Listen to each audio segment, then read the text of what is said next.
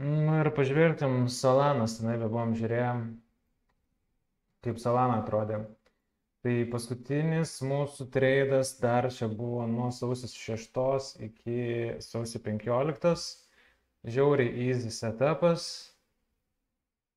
4 valandų supply. Gavom reakciją ant 5 minučių breakout structure. Kaip matot, iš karto be konfirmacijos nebuvo, kad įlindau. Nuo šito taško tik tai ant 5 minučių. Bam. Ir mes turėjom dar didesnę, man atrodo, čia vienos dienos demandas, lindom vienos dienos demandą, nu čia bouncinam. Jau longą nebuvau lindęs ir visą šitą praleidau judesi, kas buvo žiauriai gaila. Ir einant, buvau visus, žinau, šitos high susižymėjus, visus high išėmėm ir tiesiog žiauriai gaila buvo praleisti šitą longą, bet nenorėjau tiesiog be konfirmacijų didesnių įlysti. Buvo galima, bet labai noriu gerų setupų. Taip pat visą šitą range'ą netreidinau. Kaip matot, mes turėjom šitą tokį, net nežinau, kaip čia vadinas realiai, tas triangle. Visi mėgsta jį braižyti, bet man tai toks, aš nemoku jų braižyti ir nedarau jų. Toks trikampis, kur būna indecision į apačią. Nežinau, kodėl šiaip realiai braižiu, tiesiog matau, kad daug kas braižo, bet man tai vienodai.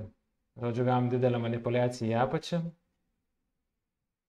Ant pirmos manipuliacijos jau laukiam čia, kad laukiam realiai. Visą šitą zoną galim pasižymėti realiai.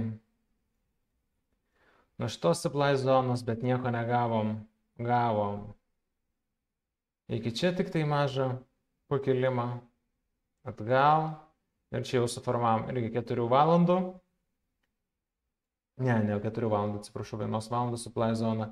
Ir nuo šitos valandinės jau paėmėm 1 minutės breakout structure.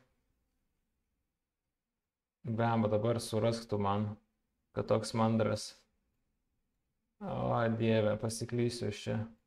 Nu, žodžiu, ant 5 minučių pasižiūrėkim, gal švariau biškį atrodys.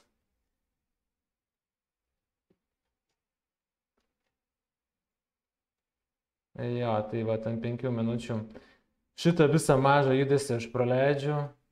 Realiai čia gaunam bam. Tada retestas į visą šitą zoną. Įlindom šitoje vietoje, šiaip turėjau limitus iki pat čia. Susimetęs, bet kaip matom, jų nehitino. Ir tiesiog viskas. Dar kartą sugrįžom ir tada į apačią. Labai paprastas treidas.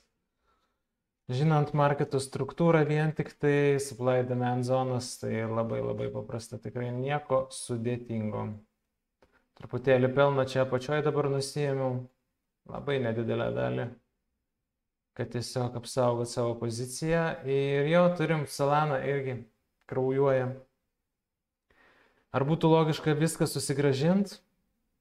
Būtų logiška. Pažiūrėsim, ant kiek nori nuvaryti.